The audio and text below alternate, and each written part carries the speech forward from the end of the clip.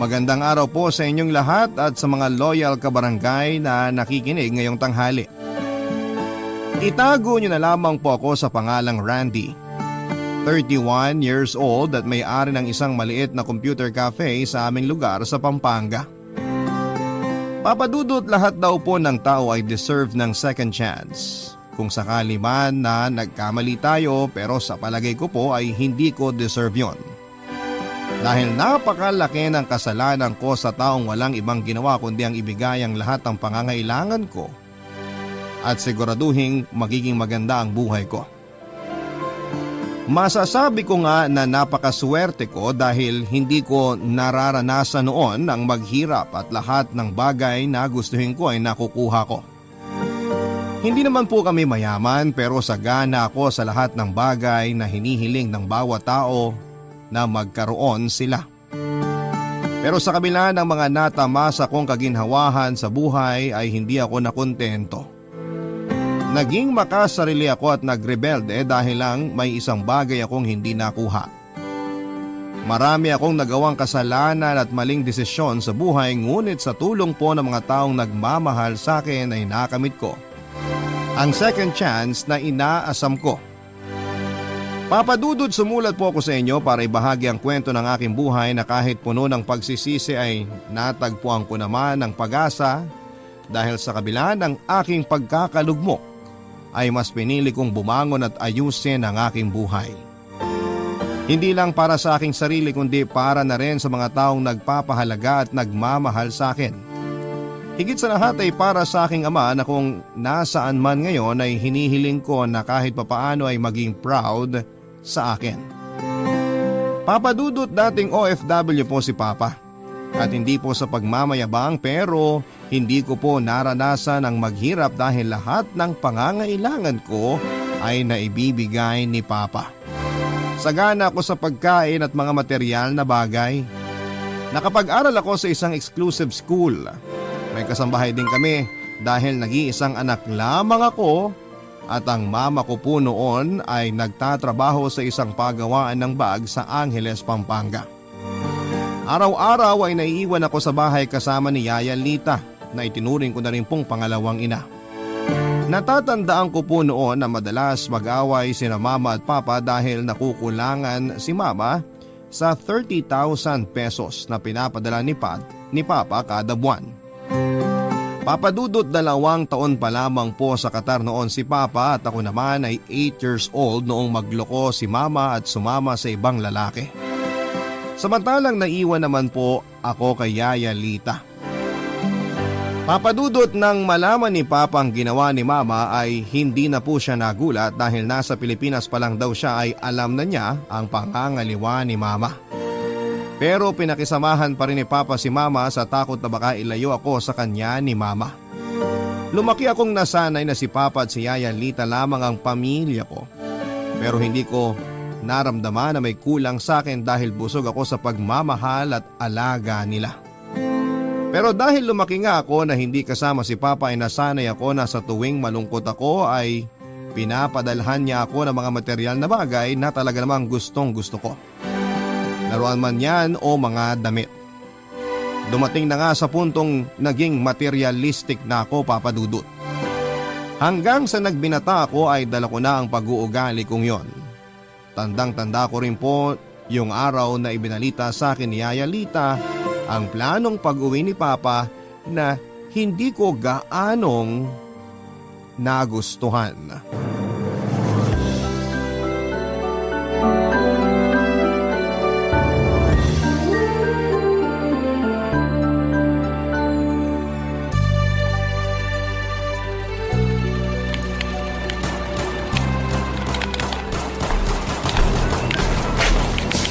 O Randy, tama na yan. Mananghalian ka muna. Ituloy mo na lang yan mamaya. Wait lang po, Yaya. Tapusin ko lang to saglit. Ay sus na bata ka, oo. Ilang beses ko nang sinabi sa'yo na masamang pinaghihintay ang pagkain. Ay, ito na nga po, kakain na. Baka mamaya po, maner mo na naman kayo. Minsan kasi daig nyo pa yung nagmimisa. Pilyo ka talagang bata ka. Sorry na, Yaya. O siya, sige. Kumain ka na dun sa kusina. Nakapaghain na ako. Sabayin nyo na po akong kumain. Talagang sasabayan kita at baka hindi mo na naman ubusin ang pagkain mo. Ay, oo nga pala. Tumawag sa akin ng papa mo kanina. Hindi ka raw niya makontak. Kako, paano? Busy ka sa paglalaro ng computer. Ano pong sabi ni Papa? Nabili na raw po ba niya ako ng bagong sapatos? Yung limited edition? Sabi niya pa-advance birthday gift niya po sa akin yun eh. Imbis na kung ano-anong material na bagay lang ang hinihingi mo sa papa mo, ba't hindi mo siya tawagan at kumustahin? Oo inyo naman, Yaya. Kausap ko lang naman siya nung isang araw ah. Okay naman daw siya. Hay nako, kinausap mo nga. Pero kinamusta mo ba? Anong bungad mo lagi sa tatay mo kapag tumatawag? Bili mo ko ng ganto, bili mo ko ng ganyan. Puro ganun lagi ang naririnig ko sa'yo. Hindi ko man lang narinig na kinumusta mo yung tatay mo eh. Ano nga po ba kasi yung sinabi sa inyo ni Papa? Kung makapagsalita naman po kayo parang may malalang sakit si Papa eh. Paano kung meron nga? Sige, anong gagawin mo? Malakas pa sa kalabaw si Papa. Di naman po tatabla ng sakit yun. Ay, yan ang akala mo.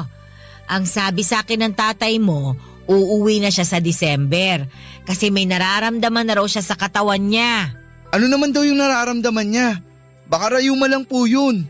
Di ba po kapag tumatanda ganon? Sana nga'y simpleng rayuma lang. Naku, talaga naman itong batang ito. Hindi ka man lang ba nag-aalala sa tatay mo? Siyempre nag-aalala ako, Yaya. Kapag nagkasakit si Papa, di na siya makakapagtrabaho. Kapag di na siya nagtrabaho, di na niya ako mabibili ng mga gamit na gusto ko. Di na tayo makakakain. At saka sinong magpapasweldo sa inyo kung di na magtatrabaho si Papa? Ano ka ba naman, Randy?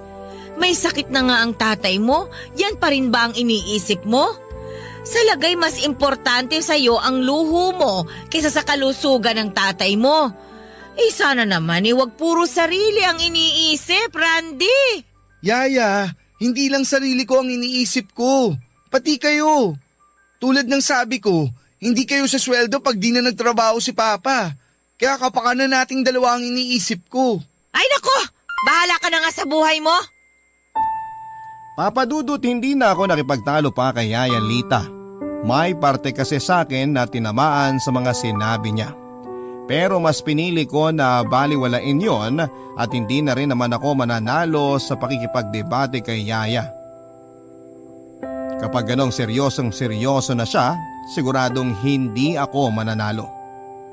Ayoko rin naman po na isipin na binabastos ko siya o kaya ay hindi ko siya nirerespeto, kaya naman huminto na rin po ako, Papa Dudut. Para ko na rin pong nanay si Yaya Lita, kaya nga kahit katulong lang namin siya ay iginagalang ko pa rin siya. Pero hindi ko naman maiwasang minsan na mainis kapag sinesermonan niya ako o kaya ay pinagsasabihan.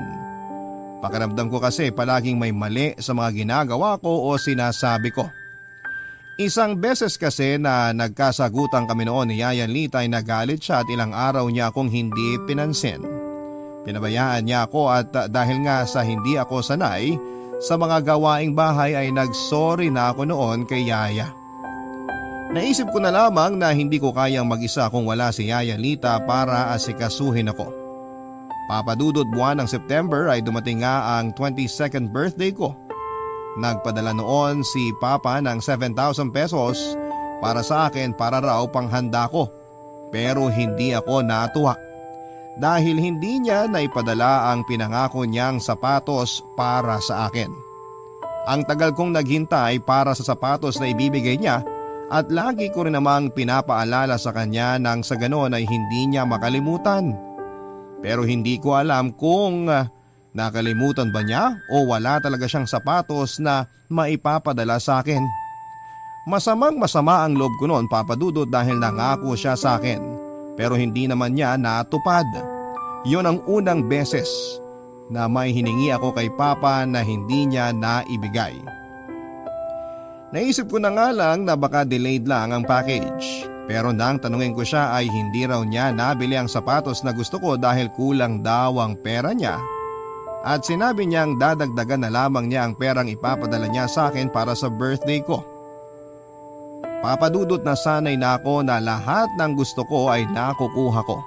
Kaya talaga namang sumama ang loob ko ng husto sa mga nangyari. Imbis na magpaluto ako ng pagkain para may maipamigay ako sa mga kapitbahay namin ay nilustay ko na lamang sa alak ang halos 3,000 pesos sa pera na pinadala sa akin ni Papa. At kulang-kulang 1,000 naman para sa mga pulutan. Wala naman sigurong problema kay Yaya kung papaano ko yung gagastusin dahil pera ko naman yon. Halos puro barkada ko lang din naman ang in-invite ko sa bahay pero may iba naman sa mga kapitbahay namin na kahit na hindi ko ka-close ay nakisali na rin sa inuman. Hindi naman kasi mawawala yon tuwing may okasyon. Nang mapansin ko na paubos na ang alak na iniinom namin ay nagpa siya akong bumili pa ulit. Pero sabi ng isa sa mga barkada ko na si Marlon ay itaya ko na lang daw ang natitira kong pera sa online sabong na nauuso dati noong meron pa. Para na rin daw makalimutan kong pansamantala ang matinding sama ng loob kay Papa. Hindi ako marunong magsabong, Papa Dudut, pero nakinig ako sa sulsol ng barkada ko. Tinuruan nila ako kung paano tumaya, pumili at kumilates ng manok. Sa una ay maliit lamang ang taya ko. Pero habang tumatagal ay palaki na ng palaki ang pagtaya ko.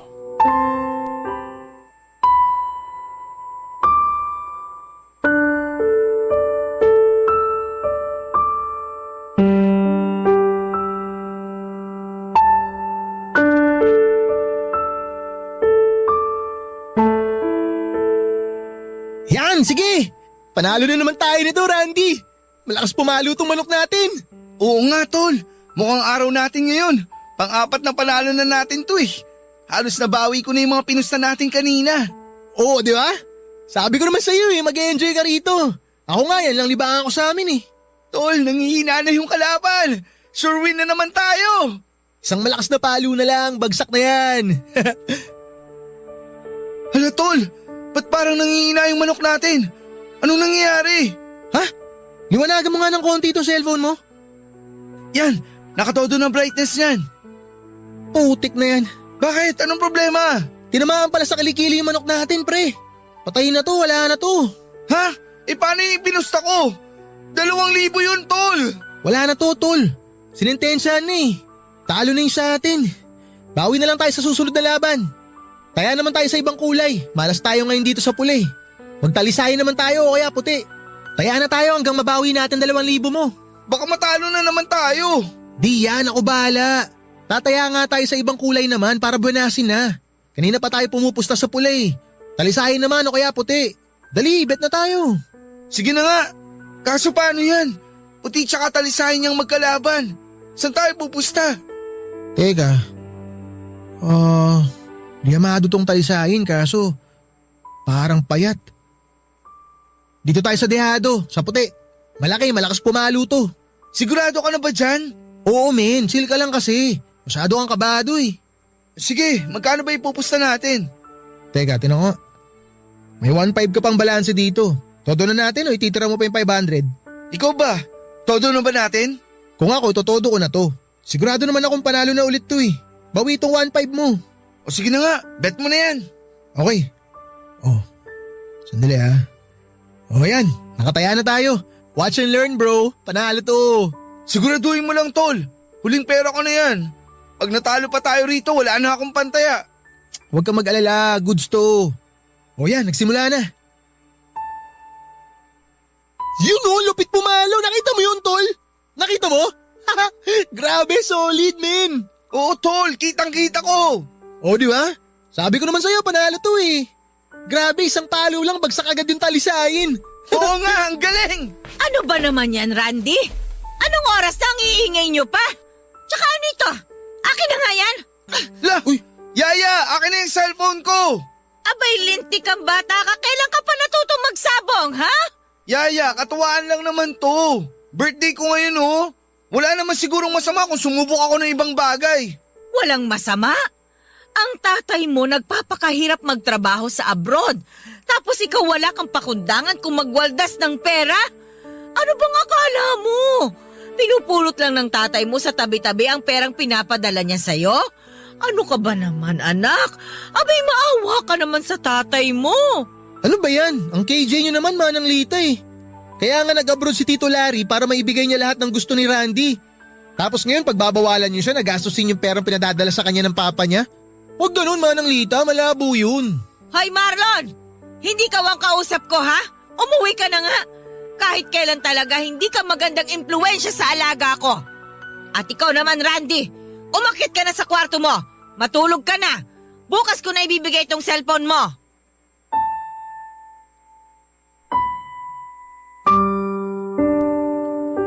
Papadudot, wala na akong nagawa noong pinaakyat na ako ni Yaya Lita sa kwarto ko. Katulong lang naman namin siya pero pamilya na ang turing ko sa kanya at isa pa, siya ang matanda. Kaya naman sinunod ko na lamang siya at ayaw ko na rin namang makipagtalo dahil aabutin lamang kami ng 1 oras sa pagdedebate.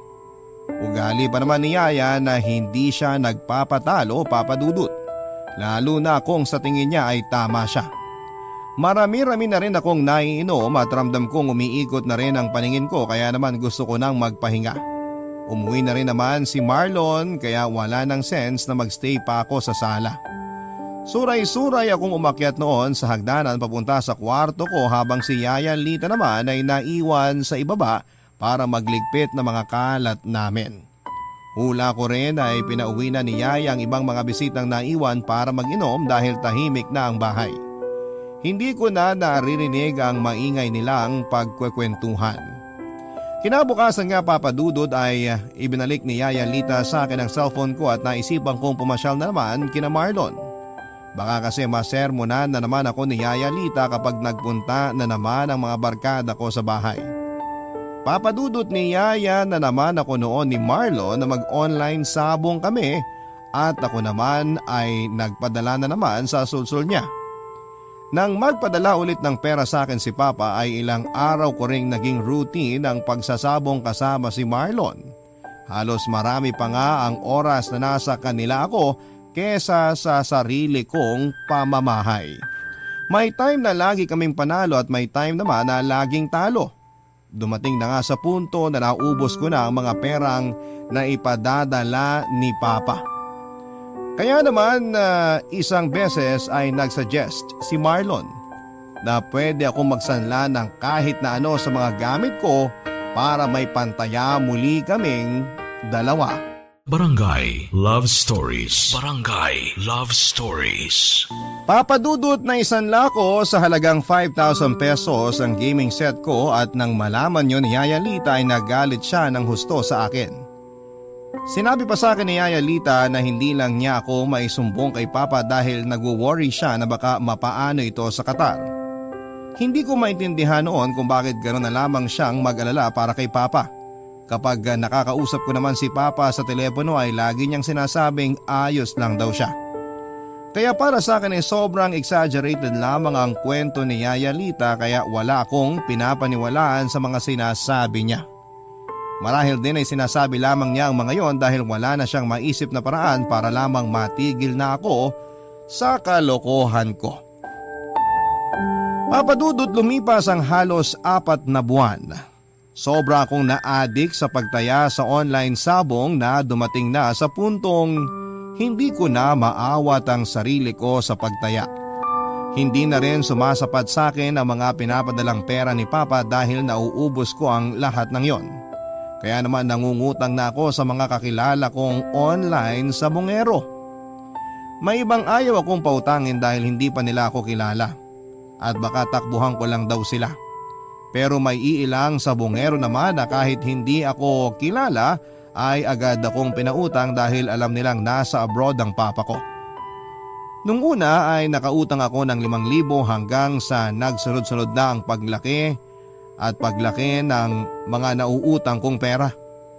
Kapag hindi naman ako pinalad na makautang ng pera ay magsasanla ako ng kahit na ano sa mga gamit ko o gamit sa bahay na pwedeng maisanla. Appliances, gadgets at kung ano-ano pa. At hindi ko namamalaya na unti-unti ay nauubusan na pala kami ng gamit sa bahay. Sarado na rin ang tenga ko para makinig kay Yaya Lita sa tuwing pinapagalitan o pinagsasabihan niya ako. Ako na ang nag-alaga sa'yo simula nang iwang ka ng nanay mo. Itinuring na kitang parang tunay na anak. Tapos, ganyan lang ang sasabihin mo sa akin? Ang kulit nyo kasi! Tutubusin ko nga yung mga gamit kapag nagpadala na ng pera si Papa. Kaso napupurnada kasi isang buwan na siyang di nagpapadala. Gumawa ka ng problema tapos ano? Nangutang ka ng pera at nagsanla ng mga gamit. Tapos ngayon, ang mga pinaghirapan ng papa mo ang gagawin mong pambayad? Kung may sarili ka lang trabaho, hindi kita pakikialaman. Pera mo yun eh. Hindi ko na problema kung saan mo gustong ubusin ang pera mo. Pero ang ipangsugal mo ang perang pinapadala sa'yo ng papa mo at isanla ang lahat ng gamit na pinaghirapan niyang ipundar. Abay, yan ang hindi ko pwedeng baliwalain na lang. Ba't ba ako magtatrabaho? Nag-iisa lang naman akong anak niya at kaya naman mag-provide ni Papa para sa akin. Hayaan niyo siya magtrabaho. Hindi ko na alam ang sasabihin ko sa iyong bata ka. Nakakaawa ang tatay mo sa abroad. Pero ikaw, wala kang ginawa kundi magsabong. Puro sariling kaligayahan mo lang ang iniisip mo. Kawawa lang ang tatay mo sa'yo. Di ko siya pinilit mag-abroad. Siya ang may gusto nun. Kaya panindigan niya yun. Wala nang saysay na makipag-usap pa ako sa'yo. Paulit-ulit lang tayo, pero hindi ka pa rin natututo. Tandaan mo ito, Randy. Nasa huli ang pagsisisi. Papadudo taong 2020 buwan ng Desyembre ay umuwi nga si Papa. Kasagsagan din noon ng COVID-19 outbreak pero pinayagan pa rin siyang makauwi matapos ang halos 2 linggo na quarantine niya sa may airport. Nabigla na lamang ako sa pagdating ni Papa dahil hindi siya nagpasabi na tapos na ang quarantine period niya. Hindi ko alam noon, papadudot kung nananadya ba ang tadhana. Dahil para akong binuhusan ng malamig na tubig nang makita ko si Papa na nakatayo sa may pintuan ng bahay namin.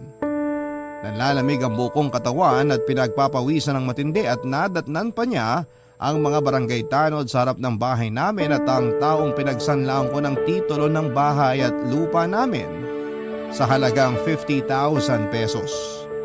Huling pag-asa ko na lamang ang titulo na yon dahil wala na akong maisasanla pang gamit para makataya sa online sabong.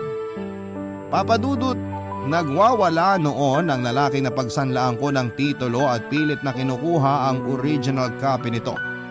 Napagkasunduan kasi namin na kapag hindi ako nakapagbayad sa kanya sa loob ng 2 buwan ay kukunin niya ang original copy ng titulo. Pero dala pala ni Papa ang mga original na dokumento ng bahay at lupa namin kaya wala akong maibigay na kopya sa kanya. Nakisabat na nga si Papa sa gulong nangyayari. Tinanong niya ang mga tanod kung bakit nandun sila at ikinuwento nga nila kay Papa kung ano ang pakay nila sa akin. Papadudot, kitang-kita ko kung papaanong nag-iba ang itsura ni Papa mula sa pagiging mahinahon ay napalitan niyo ng matinding galit. Sa sobrang galit ay sinugod ako ni Papa at sinuntok. Pakiramdam ko rin ay nagising ang diwa ko sa suntok na yon.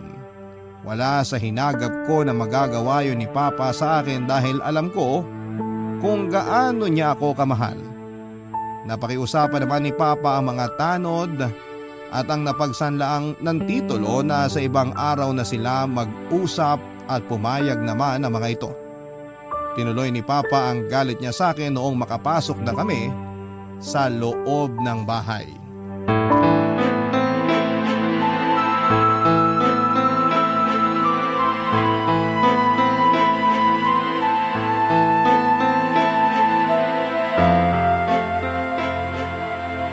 Totoo bang sinabi nila?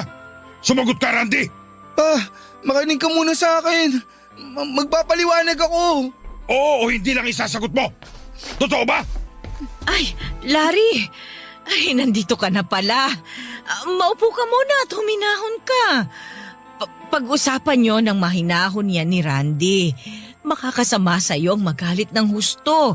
Kaya kalmahin mo yung sarili mo. Ano ko kakalma kung ganito ang aabutan ko? Kaya sumagot ka, Randy. Tinatanong kita, totoo bang sinanla mo ang titulo ng bayat lupa natin? Larry, huminahon ka muna. Mamaya na kayo mag-usap. Huwag ka muna makialam dito, Lita. Kinakausap ko tong anak kong walang hiya. Pero makakasama sa'yo ang magalit ng husto. Pakiusap naman, Larry. Mamaya nyo na pag-usapan yan. Magpahinga ka na muna. Alam ko na pagod ka rin sa biyahe. Sinabi ko huwag ka muna makialam dito. Ano? Pagtatakpan mo na naman ba ang anak ko? Matagal mo na bang alam ang tungkol dito? Oo. Pero hindi ko na sinabi sa'yo dahil nga alam kong nag-aalala kasi ako sa'yo eh. Kung sakaling nalaman mo kagad, baka kung mapano ka naman habang nasa Qatar ka. Hindi ko gustong pagtakpan ang ginawa ng anak mo. Pero kapakanan mo lang ang iniisip ko. Hindi, Lita. Ang tagal niyo akong pinagmukhang tanga. Halos maganda ko ba ako sa pagtatrabaho sa Qatar dahil gusto ko maibigay lahat ng pangangailangan ng anak ko. Pero nilulustay niya lang pala lahat ng pinagpaguran ko sa mga walang kakwenta-kwentang bagay. At alam mo lahat ang nangyayari pero hindi mo sinabi sa akin. Naku. Patawarin mo ako, Larry. Ayoko lang naman na may mangyaring masama sa'yo habang malayo ka sa amin eh. Ipinagkatiwala ko sa iyo ang anak ko. Ba't di mo siya napigilan? Ang laki ng tiwala ko sa iyo na mababantayan mo siya maigi. Pero pinabayaan mo siya mapariwara. Pa, tama na! Oo na! Oo, sinanla ko ang titulo ng bayat lupa natin. Pero photocopy lang yung binigay kong kopya sa kanya. Nasa inyo pa rin naman ang original kaya atin pa rin tong bahay. Di nyo kailangan magalit kay Yaya. Dahil ako ang mapilit at di ako nakinig sa kanya. Walang iya ka! Nangangatwiran ka pa! Alam mo bang, dugot pawis ang ipinuhunan ko para sa bahay na to! Tapos... Larry! Pa! Larry! Larry, ano ba nangyayari sa'yo? Larry, tulungan ninyo kami! Ano nangyayari kay Papa? Tulungan ninyo kami! Randy, tumawag ka ng tutulong sa atin! Maghanap ka ng sasakyan, dalian mo! Kailangan nating dalhin sa ospital ang papa mo! Yaya, may sakit ba si Papa? Larry! Larry! May sakit ba siya sa puso? Ano? Masaya ka na ba? Papa mo ang magiging kapalit ng lahat ng kalokohang pinaggagawa mo! Sinabihan na kita eh! Pero hindi ka nakinig! Yaya, di ko alam na may sakit si Papa. Di ko alam. Alam mo na may dinaramdam ang papa mo. Pero mas importante sa'yo ang sarili mo. Ang mga luho mo. Makasarili ka, Randy! Makasarili ka!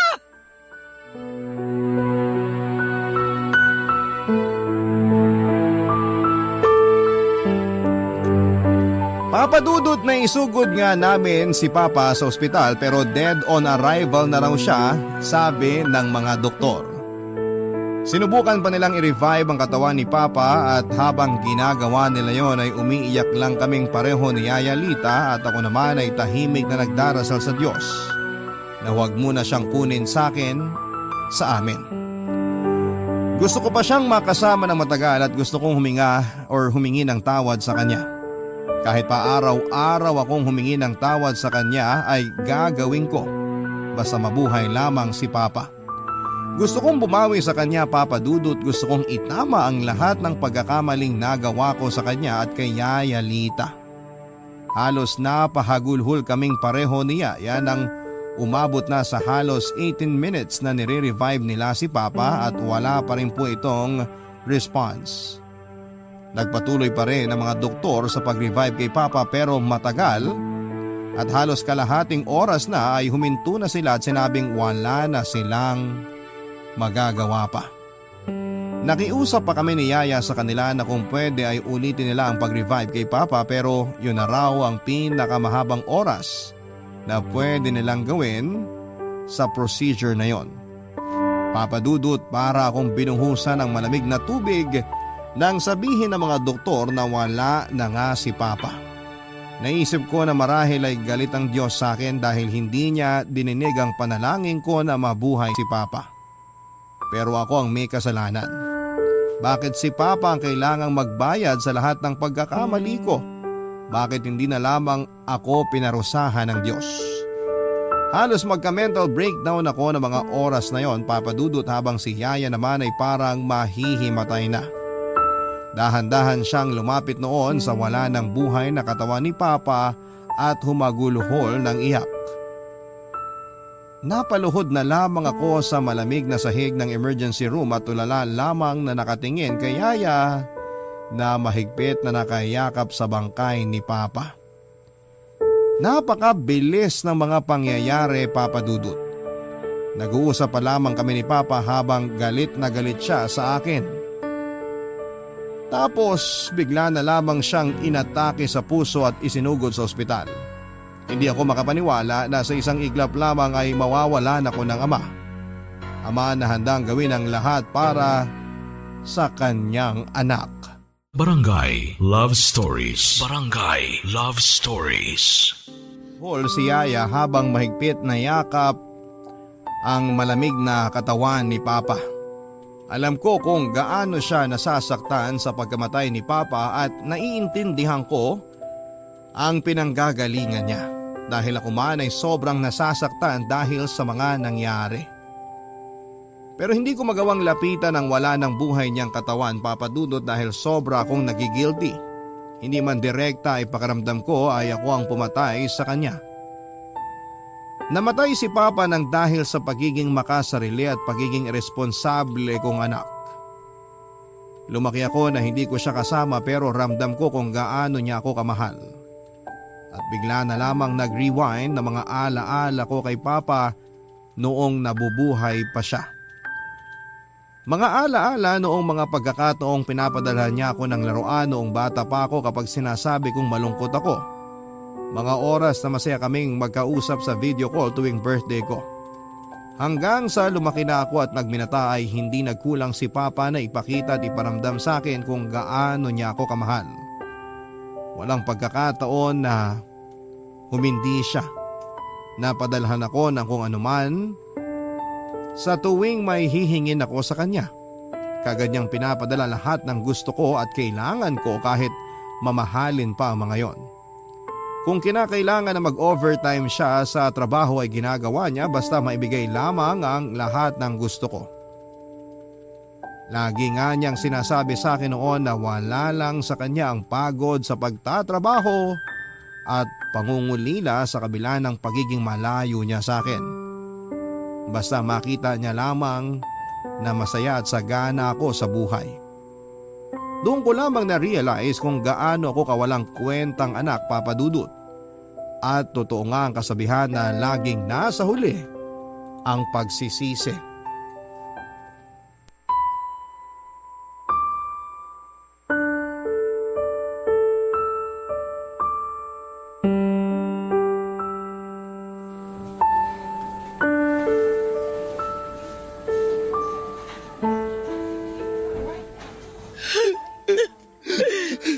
Nakita mo na ang ginawa mo.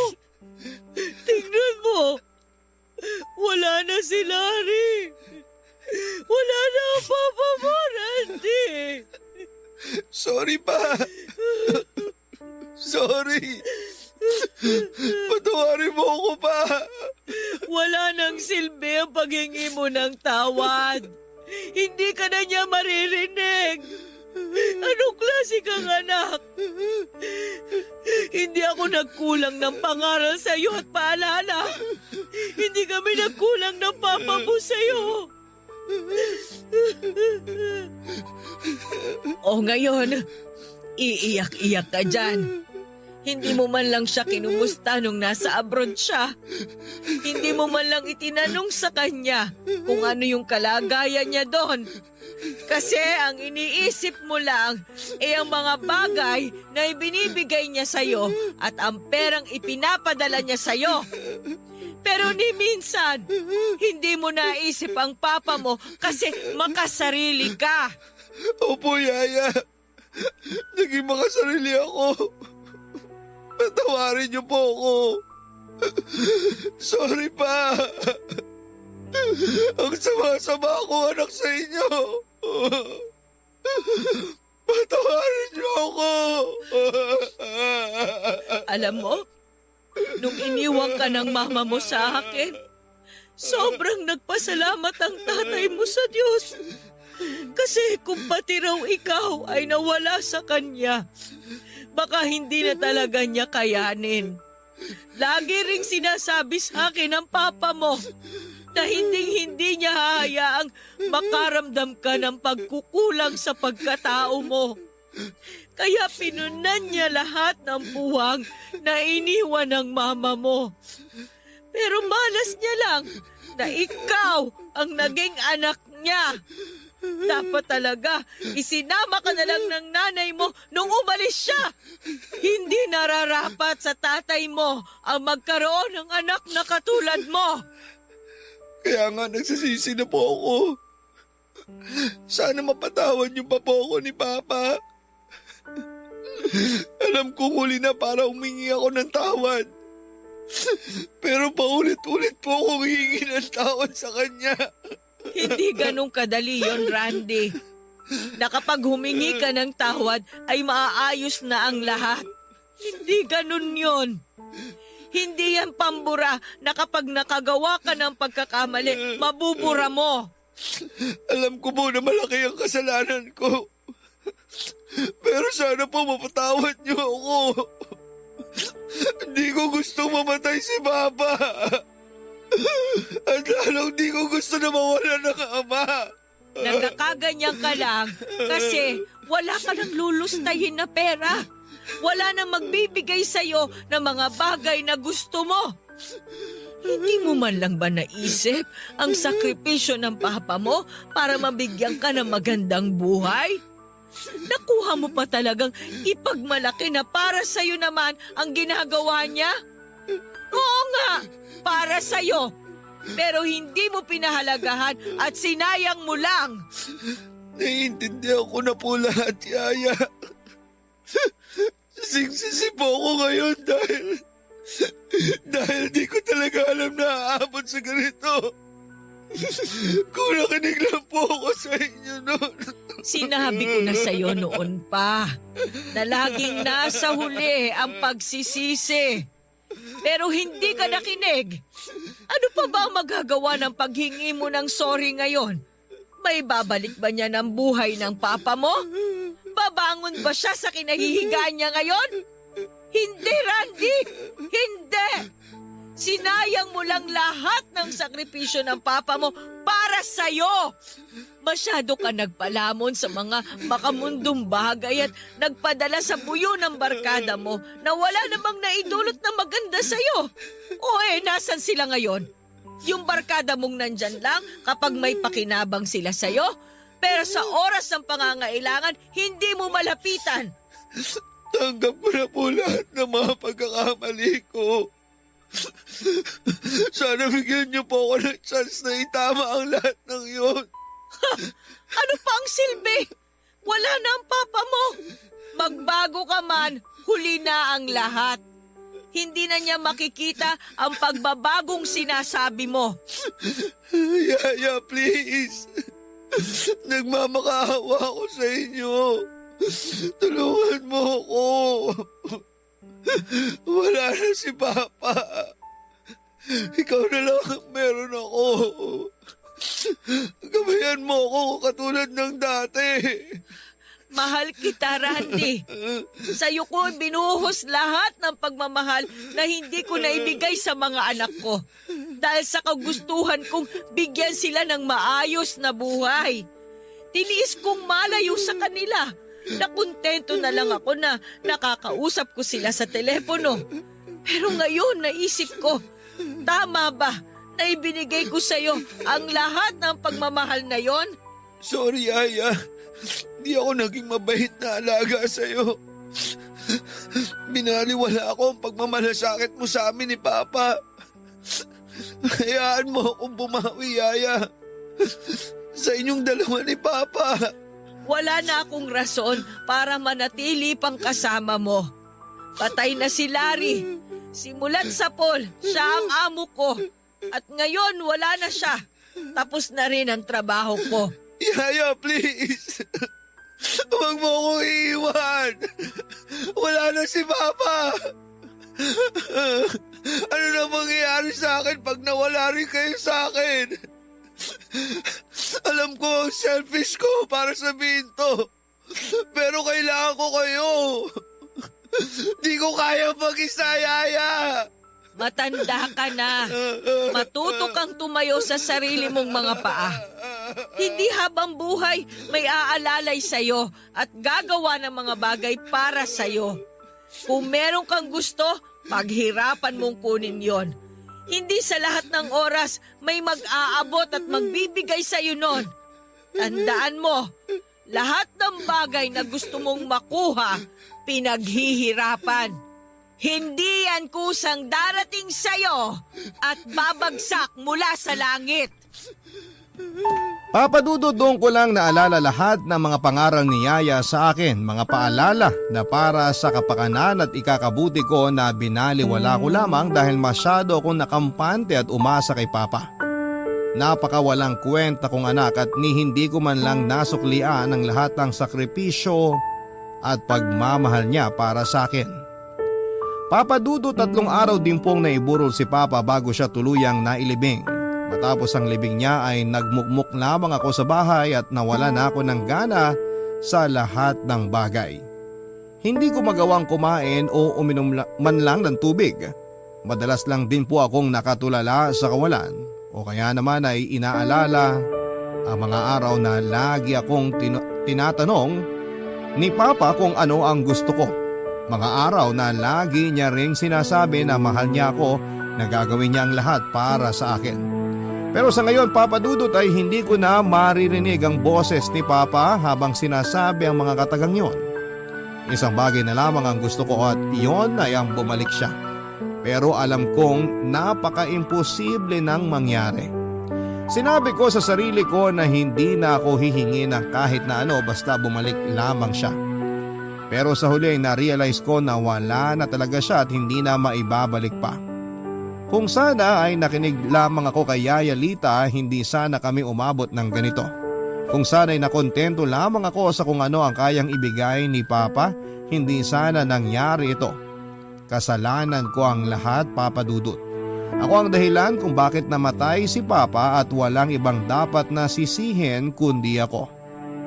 Mga ilang buwan din akong wala sa sarili at parang mababaliw na dahil paulit-ulit kong naaalala ang huling alaala kay Papa bago siya namatay. Pero laking pasalamat ko na hindi ako iniwan ni Yaya Lita at nanatili siya sa tabi ko sa kabila ng mga nagawa at nasabi ko sa kanya noon, Papa Dudut.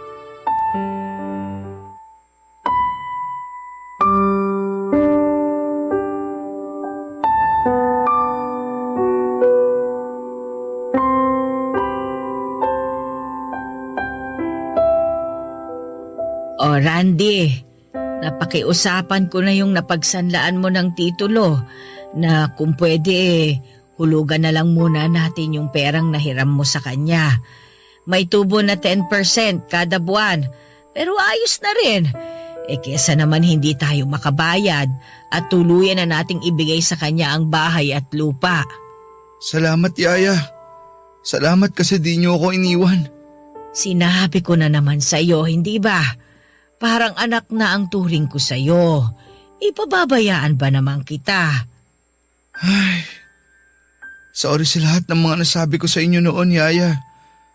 Sorry kung naging masamang anak ako at hindi ako nakinig sa lahat ng mga pangaral niyo sa akin. Sorry po. Alam kong walang kapatawaran ang nagawa ko. Sorry. Hindi, anak. Napatawad na kita at alam kong napatawad ka na rin ng papa mo. Kasi alam ko na hindi kanya matitiis. Alam ko kung gaano kanya kamahal. Saksi ako simula nung bata ka pa lang. Mahal na mahal ka ng papa mo. Wala siyang ibang ginusto kung hindi ang mabigyan ka ng magandang buhay na hindi niya naranasan noon. Pero anak, ano man ang naging kasalanan mo, ano man ang nangyari, tapos na yun. Lahat ng yon ay parte na lang ng nakaraan na dapat mong gawing aral. para hindi na maulit pa yung mga pagkakamaling nagawa mo. Opo, naiintindihan ko po. Pero di ko pa rin po maiwasan na mag-guilty. Dahil alam ko po na ako ang punot dulo nito. Kundi sana ako na-addict sa online sabong, buhay pa sana si Papa hanggang ngayon. Siguro, masaya sana kami nagbabanding para sulitin ang mga panahon na magkasama kami. At para na rin po na ng matagal na panahong magkalayo kami. Anak, nagkasala ka man, ang importante ay nagsisi ka na at hindi mo na uulitin pa ang mga pagkakamali mo. Magsilbing aral sana ito sa'yo dahil balang araw, magkakaroon ka rin ng sarili mong pamilya at mararanasan mo kung paano maging isang ama. Natatakot akong bumuo ng pamilya, Yaya. Paano kung di ko magampanan ang obligasyon ko sa kanila? Paano kung mangyari din sa mga magiging anak ko ang nangyari sa akin? Kaya nga dapat, ituruan mo silang maging mabuting anak. Gawin mo ang lahat ng makakaya mo para hindi mangyari sa kanila ang mga dinanas mo. Itama mo lahat ng pagkakamali mo dahil alam ko na kung nasaan man si Larry ay makikita niya pa rin ang gagawin mong pagbabago.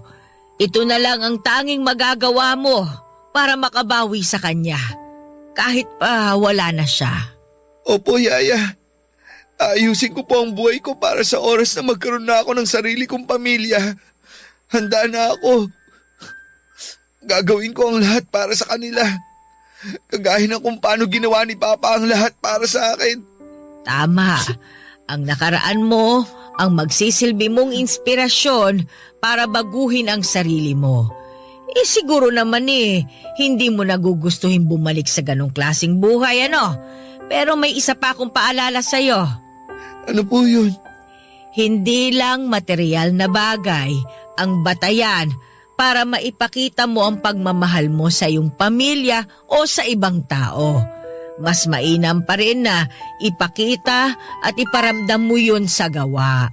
Dahil ang mga bagay na kaya mong ibigay sa kanila, wala pa ring halaga kung hindi mo naman maipaparamdam sa kanila ang pagmamahal mo.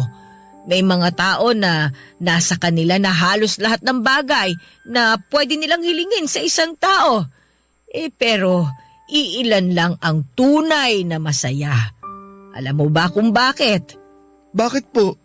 Dahil kulang sila sa pagmamahal. Tandaan mo, ang pagmamahal, anumang uri yan, ay hinding-hindi matutumbasan ng kahit anong material na bagay o ng napakaraming pera. Opo, tatandaan ko po yan.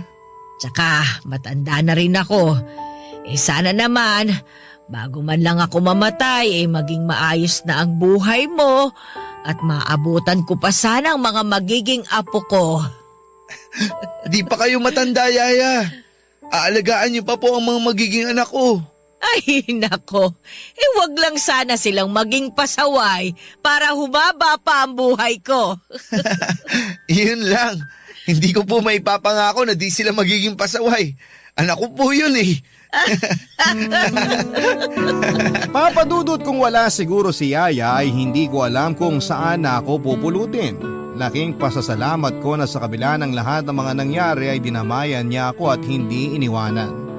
Sa payo at tulong ni Yaya ay naghanap ako ng trabaho, natanggap ako bilang isang call center agent sa isang BPO company na napag-applyan ko. Tumatanggap kasi sila kahit na high school graduate lang.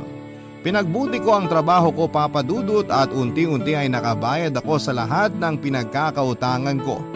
Natubos ko na rin ang ibang mga gamit na naisanla ko pero ang iba ay hindi na. Dahil naibenta na raw ng napagsanlaan ko at yung iba naman ay nasira na raw. Iniwasan ko na rin sina Marlon dahil ayoko nang magkaroon ng ugnayan sa kanila at magpadala pa ulit sa mga sulsul niya. Papadudod, ilang taon pa ako nagpursige sa pagtatrabaho at sa wakas ay nakapagpatayo ako ng sarili kong internet shop. Maliit lamang naman ang shop na yon at si Yaya ang nagbabantay kapag tulog ako o kaya naman ay nasa trabaho. May isa na rin naman akong helper doon kaya hindi na gaanong nahihirapan si Yaya sa pagmamanage ng shop. Unti-unti po ako nakapangon, Papa Dudut, at hindi nga nagtagal ay nakapag-asawa ko. Sa ngayon ay masaya na ako kasama ang aking asawa na nakilala ko rin sa pinagtatrabahuhan ko. At may 2 na rin akong anak.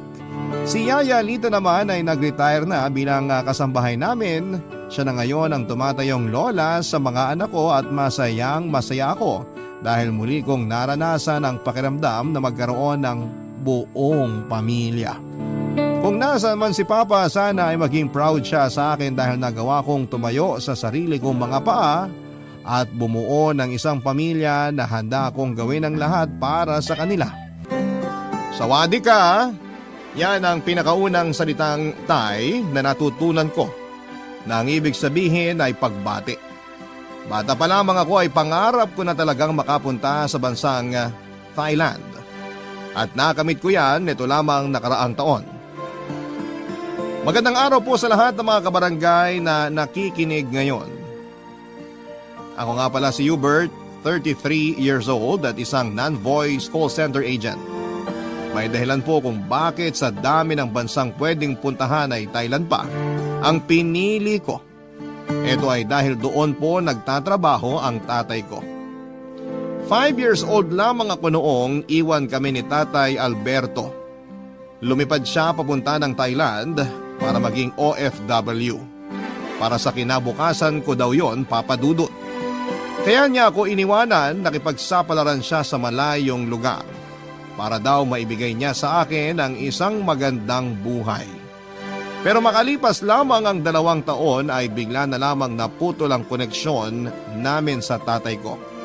Hindi na siya nagparamdam at kailanman ay hindi ko na siya ulit nakita pa. Papa Dudut, simula noon ay si Nanay Mary Ana po ang mag-isang nagpalaki sa akin. Nakahanap naman po siya ng panibagong asawa matapos ang ilang taon. Nagkaroon ako ng 2 kapatid sa ina at naging mabuti naman po sa akin ang stepfather ko na itago na lang natin sa pangalang Bernard. Wala akong masamang masasabi tungkol sa kanya dahil napakabait niyang tao. Siya na ang nagsilbing father figure ko sa pagtanda ko. Pero kahit na ganoon ay iba pa rin talaga kapag kapiling ko ang totoo kong ama. Yon ang isang bagay na hinahanap-hanap ko hanggang sa lumaki ako. Papa Dudut.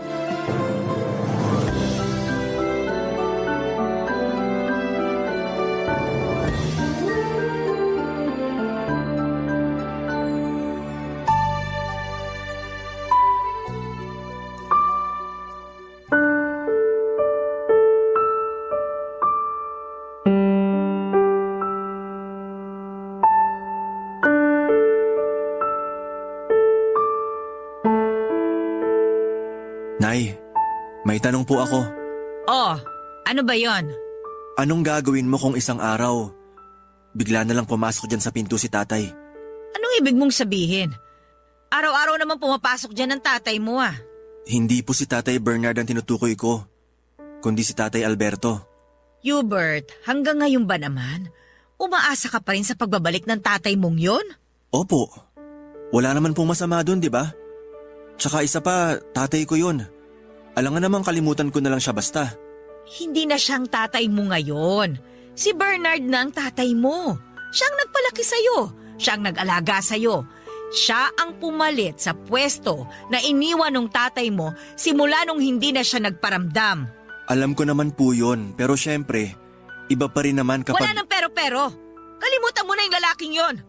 Kapag narinig ka ng tatay Bernard mo, ano na lang ang iisipin niya? Hindi ko naman po sinasabi na ayaw ko kay Tatay Bernard. Gusto ko lang naman na makita ulit si tatay kahit na iniwan na niya tayo. O para saan pa? Para mapanatag ng isip ko. Dami ko po kasing katanungan hanggang ngayon eh. Napapatanong ako, paano kung hindi na lang nag-abroad si tatay? Ano kaya ang buhay na meron tayo ngayon? Imbis na sayangin mo ang oras mo sa kakaisip ng mga bagay na imposible nang mangyari, isipin mo na lang ang kinabukasan natin. Wala kang mapapalang sagot sa mga tanong na ganyan dahil wala na nga ang tatay mo. Kaya nga tinatanong ko kayo kung isang araw bigla na lang bumalik si tatay, ano pong gagawin nyo? Wala. Paanong wala? Hindi nyo siya papansinin? Hindi. O para saan pa ba? Iniwan niya tayo kaya wala na siyang karapatang bumalik pa sa buhay natin. Pero paano nga Hindi kung... ko na nga siya tatanggapin. Hindi na siyang mahal ko. Si Bernard na. Hindi na siya ang asawa ko, hindi na siya ang tatay mo. Tatay ko pa rin siya, kahit anong sabihin nyo. Tatay mo na nang iwan sa'yo. At saka bakit mo pa ba iniisip yung taong yun? Baka nga may sarili ng pamilya ngayon yun eh. Nakakalungkot naman kung ganon. Ibig sabihin nun, hindi talaga niya tayo mahal. Kaya nga wag mo na siyang pag-aksayahan ng oras. Hindi niyo po kasi magets yung punto ko bilang anak eh. Gusto ko lang naman makita ulit yung totoong tatay ko. Hindi mo rin magets yung punto ko bilang magulang. Kami ni Bernard ang nagpalaki at nag-alaga sa'yo. Tapos sasabihin mo sa akin na gusto mong makita yung Alberto na yon? Hindi pa ba naman sapat anak yung mga ginawa namin para sa'yo? At kailangan mo pang hanapin yung totoong tatay mo? Hindi naman po sa ganon. Malaki po ang pasasalamat ko sa inyong dalawa ni Tatay Bernard, pero... Hindi gano'n naman pala eh. Magpasalamat ka na lang. Huwag ka nang gumawa pa ng gulo. Tahimik na nga ang buhay natin, guguluhin mo pa. Nagtatanong lang naman po ako sa mga posibleng mangyari sa hinaharap. Sinagot ko na yung tanong mo, kaya pwede ba? Tigilan na natin tong usapang ito. Oo na. Mag-aral ka, maghanap ka ng trabaho. Yun ang atupagin mo. Hindi yung hinahanap mo pa yung taong wala namang kakwenta-kwenta. Isang katanungan lang naman ang gusto kong masagot. Kaya ko gustong makitang muli ang tatay ko. Bakit hindi na niya kami binalikan pa?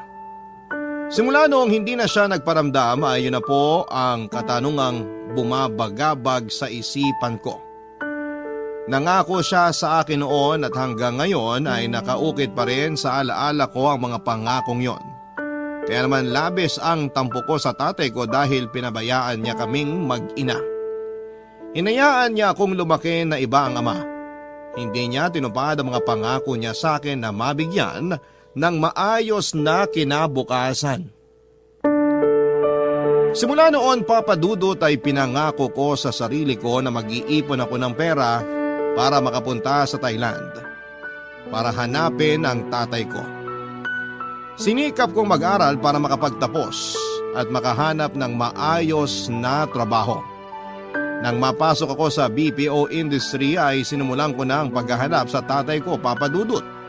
Ang problema ay wala akong kakilala ni isang kamag-anak mula sa father's side ko.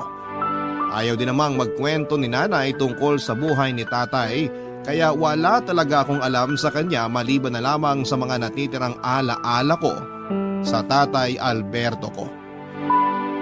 Habang nag-iipon ng pera ay unti akong nagkaroon ng interes sa Thailand. Ang kultura nila, pananalita at maging ang mga palabas. At kung ano pa ay inaral ko, Papa Dudut. Nagkaroon din po ako ng ilang kaibigan mula sa bansang yon sa pamamagitan ng social media. Isa na rito si Vivian na noong nakilala ko ay OFW siya sa Thailand, Papa Dudut.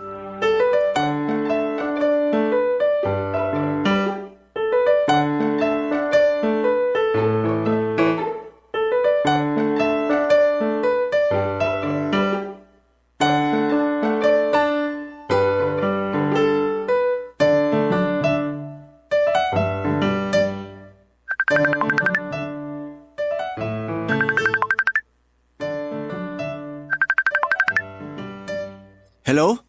Hello? Busy ka ba? Hindi naman, nagpapahinga lang. Katatapos ko lang kumain. Sana all nakakain na.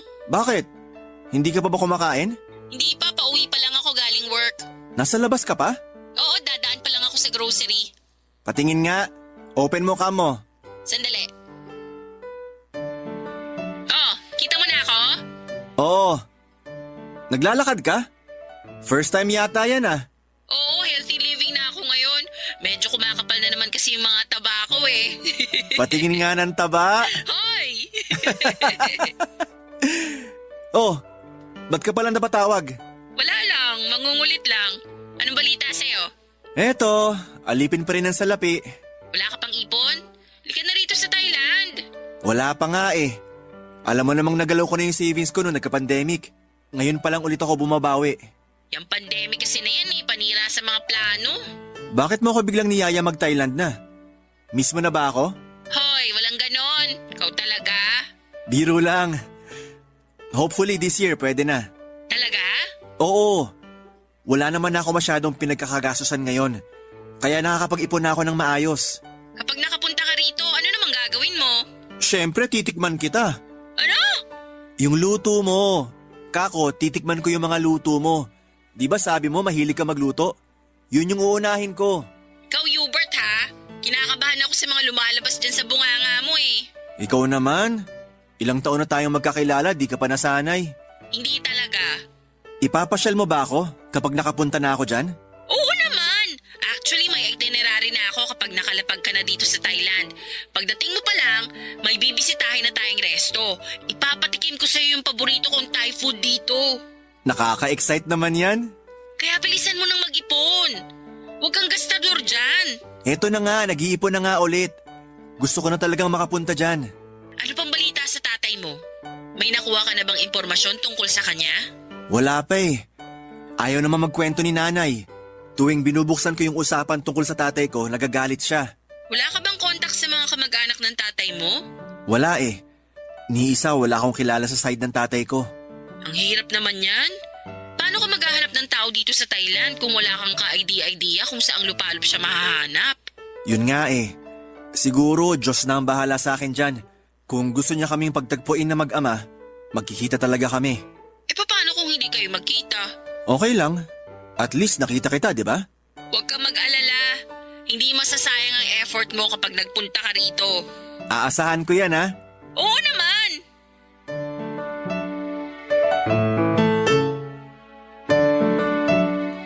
Pandemic nung una kong nakilala si Vivian Papadudut. Inad lamang niya ako noon sa Facebook at doon na po nagsimula ang pagkakaibigan namin. Dahil naka-work from home at hindi rin makalabas ng bahay ay binigyan ko ng oras si Vivian. 5 years na siya noong nagtatrabaho sa Thailand bilang performer. Dati siyang miyembro ng isang dance group na sinubukang hanapin ng swerte sa ibang bansa katulad ng ginawa ng tatay ko. Si Vivian ang pumawi ng boring na buhay ko noong pandemic, Papadudut. Mabilis kaming naging close kahit na online lamang kaming nagkakausap. Minsan sa isa't isa kami naglalabas ng mga problema namin sa buhay. Minsan ko na rin na-open sa kanya ang tungkol sa tatay ko at sa kagustuhan kong makapunta ng Thailand para hanapin siya. Noong lumuwag ang restriction sa bansa ay unti-unting bumalik ang dati sa lahat. Pero kahit ganoon ay nagpatuloy pa rin ang contact namin ni Vivian sa isa't isa. Sa katunayan ay mas lumalim pa ang pagkakaibigan namin. Sinubukan ko siyang ligawan noon pero binasted lamang niya ako dahil masyado raw siyang busy sa kanyang trabaho, Papadudut. Para magkaroon ng LDR relationship o ka-long distance. Ganon pa man ay mas lumakas ang hangarin kong makapunta sa bansang Thailand dahil 2 taon na ang gusto kong makita doon. Unang-una, syempre ang tatay ko. Pangalawa si Vivian na naging close ko na rin ng mga panahong yon, Papadudut. Excited na akong makita silang dalawa, Papadudut. Barangay Love Stories. Barangay Love Stories. Papadudot, sakto lang po ang monthly income ko sa trabaho ko para matustusan ang mga pangangailangan ng pamilya ko. Nag-aabot ako ng pera sa mga magulang ko at nag-aabot din ako para sa pag-aaral ng mga kapatid ko kaya medyo nahirapan ako makapag-ipon muli lalo na noong nagkaroon ng pandemic ay nasimot ang savings ko. Kinailangan ko talagang maghigpit ng sinturon noon para makaipon ng pambili ng ticket ko papunta sa Thailand. Lagi akong nagbabaon sa trabaho ko at umiiwas na kumain sa mga restaurant at fast food. May sarili din po akong tumbler para hindi ko na kailangan bumili ng ticket kapag nasa labas ako. Binansagan nga po akong pot-pot sa trabaho dahil sobrang kuripot ko raw. Pot-pot, kuripot. Totoo naman yon, Papadudot, dahil sa kagustuhan ko makapunta sa Thailand ay hindi na nga po ako bumili ng bagong damit. Katwiran ko hanggat na isusuot ko pa ng maayos sa mga damit ko ay tuloy lamang ako sa paggamit ng mga yon. Hindi rin ako sumasama sa mga galaan kahit na lagi akong inaaya ng mga katrabaho at kaibigan ko. Nililibang ko na lamang ang sarili ko sa pamamagitan ng pagtambay sa labas ng bahay namin. Kung minsan ay nakikipaglaro na lamang ako ng basketball sa covered court malapit sa amin, pero kalimitan ay si Vivian ang pumapatay ng oras ko. Hanggang netong nakaraang taon na nga ay nakapag-ipon na ako ng pera para sa 3 araw na pagdalaw ko sa Thailand.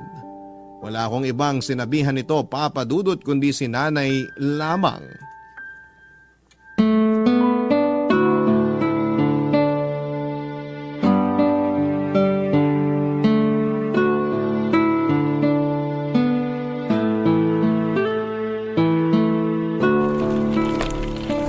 Nay, aalis na po ako. Oh, saan ka pupunta? Bakit may dala kang maleta? Di ba nabanggit ko na to sa inyo noon? Magbabakasyon po ako. Ah, ngayon na ba yon? Opo, nakabili na ako ng ticket. Mamaya na ang flight ko. Flight? Eh teka, saan ka ba pupunta? Sa Thailand po. Thailand? At ano naman ang gagawin mo ron? May bibisitahin akong kaibigan, si Vivian. Si Vivian ba talagang pakay mo doon o may iba pa? Bakit po? Sino pa bang pupuntahan ko doon? O sino pa ba? O di walang hiyamong ama. Sa tingin nyo nasa Thailand pa siya hanggang ngayon? Aba malay ko, wala naman akong pakialam na sa taong yun. Yun naman pala eh. Bakit nyo pa tinatanong kung si tatay bang pakay ko sa Thailand kaya ako pupunta doon? Bawal ba magtanong? Gusto ko lang malaman kung nahanap mo na siya kaya mo biglang naisip na pumunta ng Thailand. Di ka naman lilipad ng ibang bansa para lang sa babaeng nakilala mo sa Facebook eh. Huwag kayong mag-alala. Wala pa akong impormasyon tungkol kay tatay. Pero tama kayo. Isa siya sa mga rason kung bakit ako pupunta ngayon doon. Magbabaka sakali ako na mahanap ko siya. Nagsasayang ka lang ng pera. Kung yan pinambili mo ng tiket pinambili mo na lang ng pagkain, di sana nabusog pa tayo. Pera ko naman yung gagamitin ko eh. Kaya desisyon ko pa rin kung saan ko gagamitin yon. Anong gagawin mo kapag nahanap mo na yung taong yon? Tatanungin ko siya kung bakit niya tayo iniwan. Tatanungin ko siya kung kilala pa ba niya ako. Kung naalala pa ba niya na may anak siya sa inyo. Tatanungin ko siya kung bakit niya tayo kinalimutan. Ang dami mong alam. Hindi ka nalang makontento sa kung anong meron ka ngayon. Huwag po kayo mag-alala. Kapag nagkita kami ni tatay, hindi ko naman siya pipiliting bumalik sa buhay natin. Abay dapat lang. Masyado na makapal ang mukha niya kapag nagpakita pa siya sa atin. O maiba tayo. Itong Vivian na ba to talagang pupuntahan mo sa Thailand? Sino ba talaga yan? Girlfriend mo na ba yan? Hindi po. Kaibigan ko lang yon. Niligawan ko dati kaso ayaw naman sa akin. O tapos pupuntahan mo? Mana ka talaga sa tatay mo no? Pareho kayong tanga. Si nanay naman Girlfriend lang ba ang pwedeng dayuhin? Kaibigan ko rin naman siya kahit binasted niya ako. Tsaka matagal na naming pinaplano to. Ay di bahala ka. Gawin mo kung anong gusto mo sa buhay mo. Buhay mo naman yan Sige po, mauna na po ako. Baka malate ako, traffic pa naman. Saan ka ba sasakay niyan? Magta-taxi na lang ako. O siya sige, mag-ingat ka. Ano pong gusto niyong pasalubong? Kahit ano, bahala ka na. Basta makabalik ka lang na maayos, ayos na sa akin yon. Sige po, bibilhan ko kayo ng ref magnet. Bahala ka. Kahit natutol ay wala din naman pong nagawa si Nanay Mary Ann dahil nasa wastong gulang na ako nang mag-decide ako para sa sarili ko. Isa pa ay pera ko rin naman ang ginagamit ko para sa bakasyon na yon papunta ng Thailand. Pagdating sa airport ay sobra-sobra ang kaba ko dahil first time ko lamang lumabas ng Pilipinas. Kinakabahan ako noon na baka ma-offload ako sa immigration. Uso pa naman noon ang mga napapabalitang kababayan nating na-offload ng walang rason. Kaya naman bago pa magpunta sa airport ay nakahanda na talaga lahat ng documents ko, Papa Dudut. May hirapan na kasi akong makapag-ipon ulit kapag nasayang lang ang ticket ko para sa trip na yon. Mabuti na lamang at mabait ang immigration officer na natapat sa akin. Matapos ngang mahabang pilahan at interview ay pinayagan din akong lumabas ng bansa. Sobrang excited ako noon dahil first time ko lamang sumakay ng eroplano. Mas higit ang excitement ko dahil makikita ko na sa wakas ng personal si Vivian at magkakaroon na rin ako ng chance na hanapin ang tatay ko sa Thailand. Mabilis lang ang naging biyahe ko, Papa Dudut. Wala rin palang pinagkaiba ang Pilipinas sa Thailand dahil mababait din ang mga tao doon. Halos pareho lang din ang klima. Sa airport pa lang ay sinundo na ako ni Vivian at matapos ang mahigit 3 taon ay nagkita rin kami sa wakas ng personal.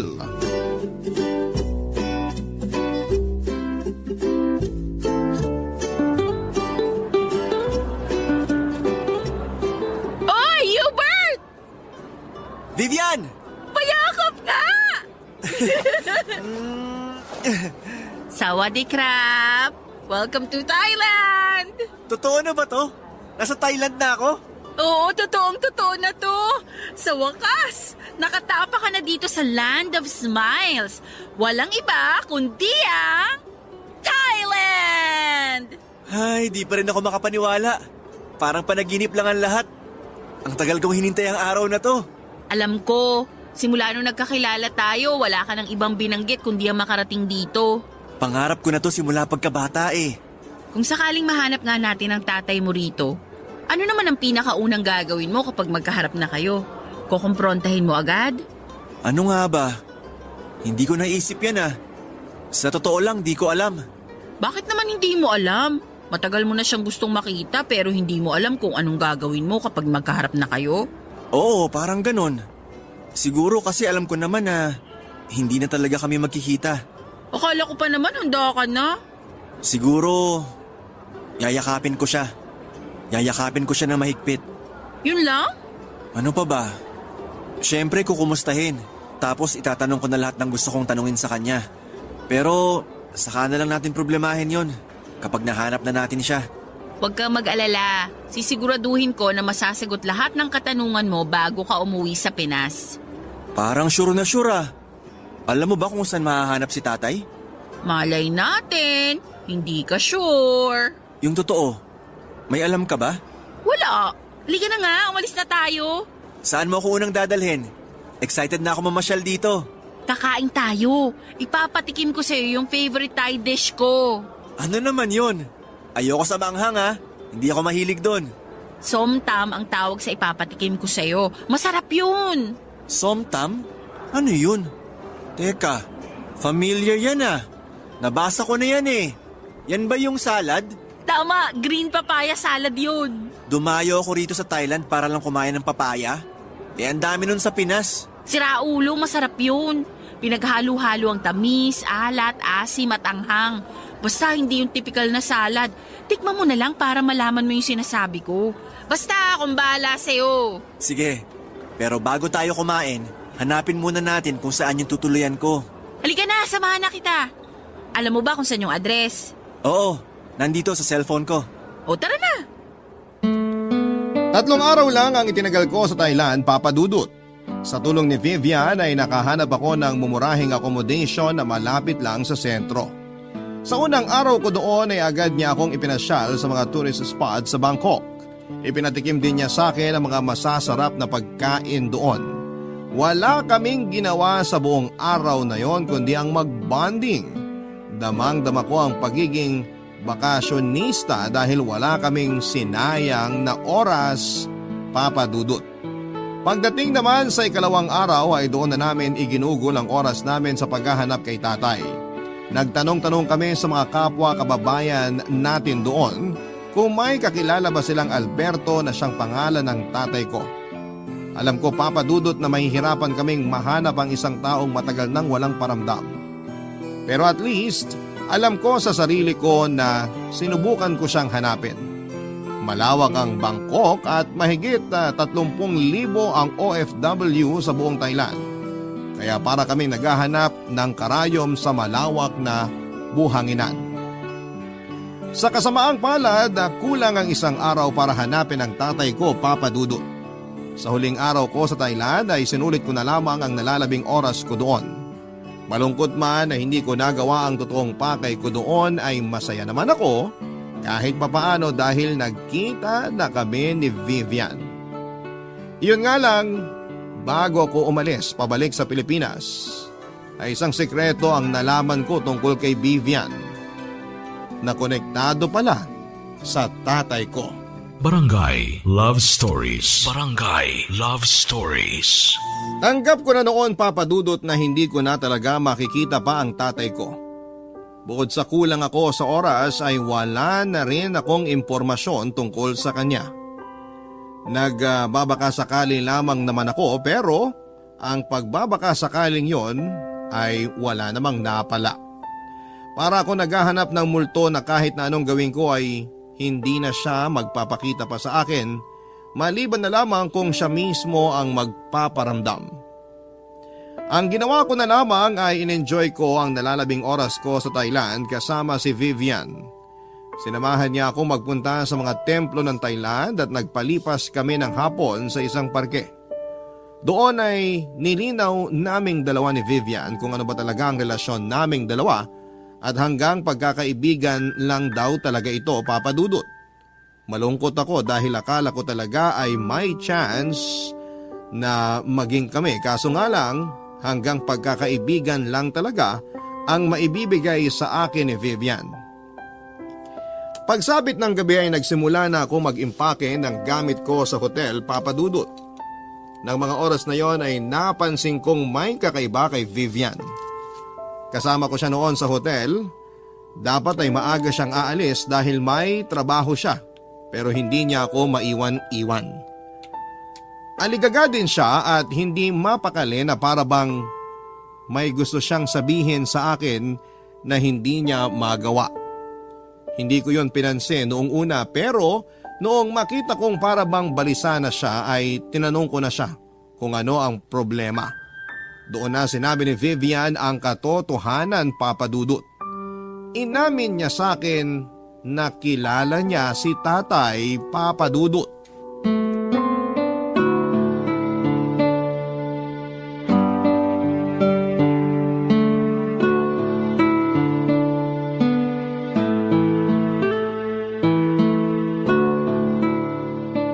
Hoy, okay ka lang ba? Kanina ka pa paikot-ikot dyan. Hindi ka mapakali? Okay lang, wag mo akong intindihin. Akala ko ba uuwi ka ng maaga ngayon? May trabaho ka, di ba? Aantayin lang kitang makasakay bago ako umalis. Mamaya pa ako aalis. Baka maliit ka niyan sa trabaho. Basta, mag-empake ka na lang dyan. Ang weird mo ah. Nalulungkot ka siguro kasi uuwi na ako. Ang totoo niyan, may gusto sana akong aminin sa'yo eh. Ano yun? Paano ba? Huwag kang magagalit sa akin ah. Bakit nga? Ano ba yung sasabihin mo? Kilala ko ang tatay mo, Hubert. Ha? Paano nangyari yun? Magkatrabaho kami dati. Totoo ba? Yung tatay ko na matagal ko nang kinukwento sa'yo? Kilala mo siya? Oo. Nakipagkilala ako sa'yo dahil sa tatay mo. Planado yung pag-add ko sa'yo sa Facebook. Kinaibigan kita kasi gusto kitang makilala. Gusto kong makilala yung anak na laging kinukwento sa akin ng tatay mo. Pero bakit ngayon mo lang ito sinasabi? Ngayong paalis na ako. Hindi ko kasi alam kung paano ko sasabihin sa'yo eh. Hindi ko alam kung ako ba dapat ang magsabi sa'yo nito. Pero ayokong umalis ka na walang napala rito sa Thailand kaya bago ka umuwi, gusto kong malaman mo ang totoo. So alam mo kung saan mahahanap ang tatay ko? Wala na siya rito sa Thailand. Nasaan siya? Nakauwi na ba siya ng Pinas? Bago ko sagutin yan, may ipapakita muna ako sa'yo. Ito yung last picture naming magkasama. Sandali. Hanapin ko lang sa phone ko. Heto. Nagkaroon kami ng group picture bago mag-pandemic. Nasaan si tatay dyan? Siya yung nakapula. Nakapula? Babae yung nakapula. Siya yan, Hubert. Pinalitan ni Alberto ang pangalan niya. Dumating yung araw. Lena na ang gusto niyang itawag namin sa kanya. Ano? Hindi kita maintindihan. Trans woman ang tatay mo. Yan ang dahilan kung bakit natakot siyang magpakilala sa'yo. Nahiya siyang malaman mo na ang tatay mo isa ng babae. Natakot siya na baka hindi mo siya matanggap. Paano? Teka sandali. Bakla ang tatay ko? Oo. Dito siya sa Thailand nag-transition. Yun bang dahilan kung bakit hindi na siya bumalik sa amin? Hindi.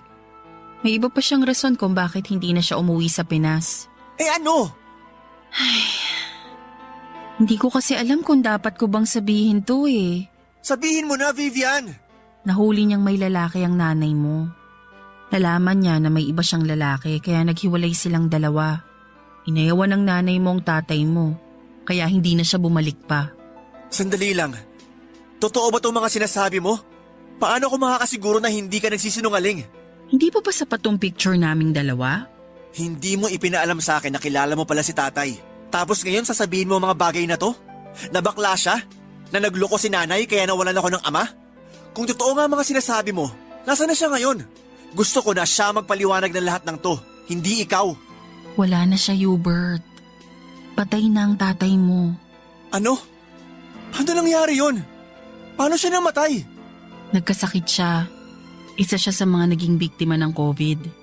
Pero, hindi pwede to. Patay na ang tatay ko.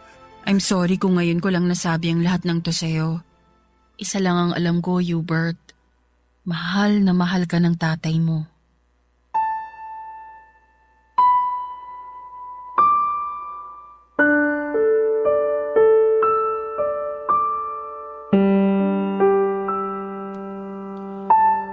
Hindi po ako makapaniwala sa mga nalaman ko, Papa Dudut. Nang gabing yon ay inilahad sa akin lahat ni Vivian ang tungkol sa mga nalalaman niya kay tatay.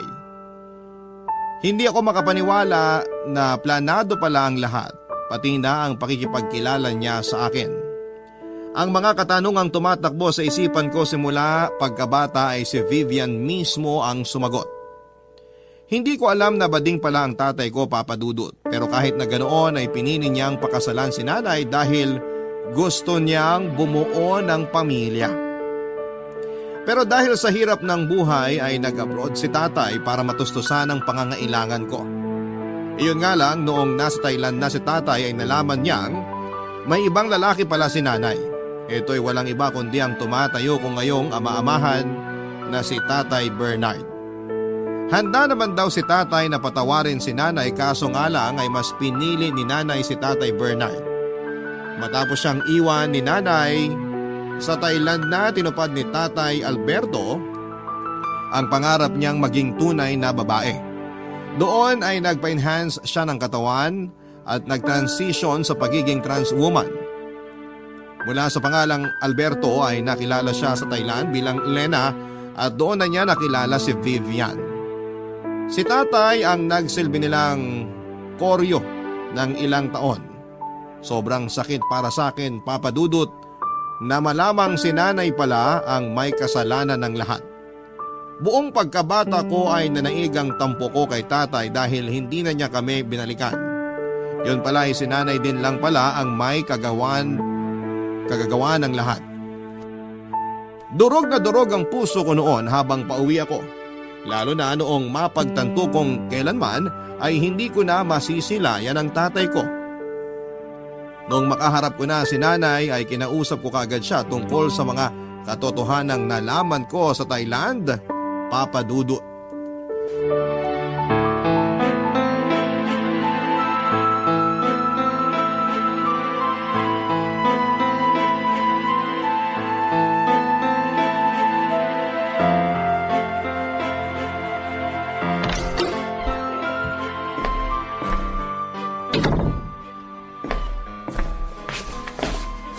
Nandito ka na pala. Kumusta naman ang Thailand? Nay, alam mo ba? Alam ko ba ang ano? Napatay na si tatay? Ano ba pinagsasabi mo patay na? Nasa labas ang tatay mo. Ang totoo kong tatay ang tinutukoy ko. Alam mo ba na patay na si Tatay Alberto? Ha? Patay na siya? Ay anak, hindi ko alam. Hindi ko naman nabalitaan yan. Na-COVID siya sa Thailand. Paano mo naman nalaman yung balitang yan? Hindi na yun mahalaga. Ang mahalaga, alam ko na ang lahat, pati na ang mga ginawa mo noon. Anong ibig mong sabihin? Alam ko na ang rason kung bakit hindi na bumalik pa sa atin si tatay. Niloko niyo siya, Nay. Ano bang pinagsasasabi mo? Hindi ba totoo na noong bata pa ako, nahuli kayo ni tatay na may ibang lalaki? Nung nabuko niya ang pinaggagawa niyo, kayo nakipaghiwalay sa kanya. Wala akong lalaki. Nakipaghiwalay ako sa kanya bago ako naghanap ng iba. Bakit niyo nagawa yun, Nay? Hindi nyo ba naisip na dahil sa ginawa nyo, nawalan ako ng ama? Anong nawalan? May pumalit naman kagad sa kanya. Kahit na. Hindi nyo man lang ako inisip? Bata pa ako noon. Marami akong maling desisyon sa buhay ko. At saka ang isa nga dun nung pinakasalan ko yung tatay mong bakla. Alam mo din pala na bakla siya? Oo! Hindi naman niya yung sinikreto sa akin Pero rason ba yun, Nay? Para lokohin si tatay? Bading siya pero minahal niya kayo. Kayo ang pinili niya para bumuo ng pamilya. Tapos ganun ang gagawin niyo sa kanya? Yan na nga ba sinasabi ko May pa-Thailand ka pang nalalaman? O ano ngayon ang napala mo? Nalaman kong totoo. Yun na napala ko. Nasagot ang mga tanong ko. Nawala ang galit ko sa tatay ko. Anong gagawin mo ngayon? Sa akin ka magagalit? Hindi ako magagalit sa inyo. Pero simula ngayon, magbabago ng tingin ko sa inyo ni Tatay Bernard. Hindi ko naman hawak ang puso nyo Hindi ko mapipili kung sinong lalaki ang mamahalin nyo. Pero sana, naisip nyo man lang ako. Wala ka na magagawa kasi tapos na ang lahat, Hubert. Sa halip na magbabad ka dyan sa nakaraan, ayusin mo na lang ang buhay mo. Hindi na natin may babalik pa mga nangyari noon. Pero maaayos pa natin yun ngayon. Kung sana nung bata pa lang ako, ipinaliwanag nyo na kung anong nangyari, di sana wala na tayong problema ngayon. Pero anong ginawa nyo? Iniwan nyo na nga si tatay. Itinanim nyo pa sa isipan ko na pabaya talaga siyang ama. Na iniwan niya tayo at kinalimutan. Kahit ang totoo, kayo naman pala ang dahilan ng lahat. Pasensya ka na ha. Magalit ka na sa akin kung gusto mo magalit. Nagkapatong-patong na kasi yung mga nangyari kaya hindi ko na nagawa pang bawiin yung mga nagawa ko at mga nasabi ko. Hindi ko naman alam na darating yung araw na ito Bumawi kayo kay tatay, Nay. Kahit yun na lang magagawa nyo para sa kanya. At sa akin na rin. Paano? Anong gagawin ko? Paano ako makakabawi? Gusto kong bisitahin ang puntod niya. Kahit hindi na kayo sumama, sabihin nyo lang sa akin kung saan siya mahahanap. Gusto kong makilala ang mga kamag-anak ko sa side ni tatay. O siya sige. Kung yan ang gusto mo di sasabihin ko na sa'yo ang lahat. Salamat, Nay. Noong nagkaroon ako ng oras sa trabaho ay agad ko pong pinuntahan ang mga kamag-anak ko sa side ni Tatay Alberto. Doon ay nakilala ko ang mga lolo at lola ko sa father's side pati na rin ang mga pinsan ko. Nagkaroon din ako ng chance na dalawin ang puntod niya. Doon ay humingi ako ng tawad sa kanya, Papa Dudut. Habang nasa biyahe ako noon pauwi ay may bigla akong naalala. May isang Lena na nag-add sa akin sa Facebook noon. Hindi ko siya inaccept dahil hindi ko naman siya kilala. Kung alam ko lang na siya pala ang tatay ko ay sanay nakapag-usap pa kami bago pa siya mamatay. Sinubukan ko ulit siyang hanapin sa Facebook at naka-add friend pa rin siya sa akin. Inaccept ko ang friend request niya at saka ko in-stalk ang profile niya. Walang tigil ang pag-agos ng mga luha ko mula sa mga mata ko nang makita ko ang mga pictures ng tatay ko, Papa Dudut. Nung i-check ko ang spam messages ko ay doon ko lang nabasa ang mga mensahe niya para sa akin. Matagal na pala siyang nagme-message sa akin pero dahil hindi kami friends ay sa spam nagpupunta ang mga messages niya. Hindi niya ako nakakaligtaang batiin sa Facebook, Papa Dudut. Sa loob ng ilang taon ay palagi niya akong binabate sa mga importanteng okasyon ng buhay ko. Lagi din siyang nangungumusta kahit na wala siyang natatanggap na reply. Bago siya mamatay, isang mahabang mensahe ang pinadala niya sa akin. Humingi siya ng tawad dahil iniwan niya ako. Nagsorry siya dahil hindi niya nagampanan ang tungkulin niya bilang isang ama at hindi niya nagawa ang mga pinangako niya sa akin noon. Sobrang iyak ko noon, Papa Dudut. Matagal kong hinanap ang tatay ko at nasa spam messages ko lang pala ang sagot sa mga katanungan ko. Sa ngayon ay nagpatuloy pa rin ang komunikasyon namin ni Vivian bilang magkaibigan. Tuwing may gusto akong malaman tungkol kay tatay ay kay Vivian ako nagtatanong. Kalaunan ay unti-unti ko rin namang napatawad si nanay pati na rin ang tatay-tatayan ko. Wala na din naman pong saysay kahit na magtanim ako ng galit sa kanila dahil hindi na nito may babalik pa si tatay. Basta ang mahalaga ay alam ko na po ngayon ang katotohanan.